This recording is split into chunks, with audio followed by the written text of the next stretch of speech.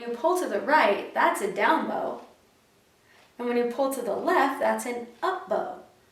And it's a little counterintuitive because if you're on the G string and you pull to the right, that's a down bow. And if you go to the left, that's an up bow, even though the direction seems a little bit different. The first thing you want to do on the bow is practice smooth strokes, keeping it right above the sweet spot. You want to stare at your bow and control it. Keep it right in that spot, and you want to do smooth, quick strokes. These strokes are called détachés. They're disconnected. We start with those strokes when we first learn to play our fingers because it makes it easier to sync our fingers up with our bow strokes. But they make you sound more beginning because the notes are disconnected. It would be like singing and taking a breath between each syllable that you sing. So in order to sound more advanced, what we want to do is make a legato or connected bow stroke like this. The trick is to never let your elbow peek out all the way.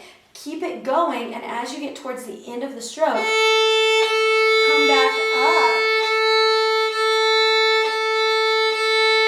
That'll help you get a smoother stroke after you started playing a few pieces. Practice bowing each string 4 times.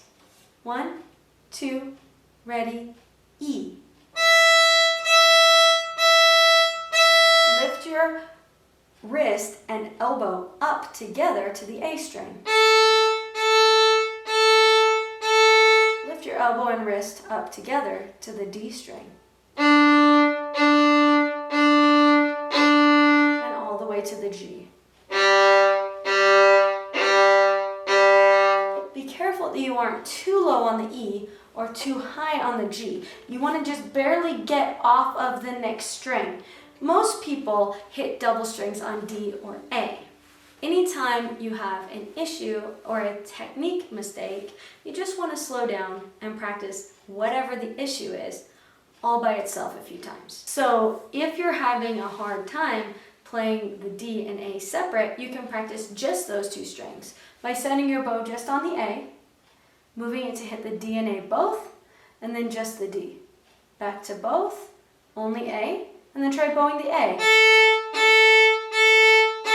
If you accidentally hit the D string, you can lower your elbow and wrist slightly to get off of the D. So if I'm on both, if I lower my wrist and elbow, I get to just the A. If I want to get to the D, I raise my wrist and elbow.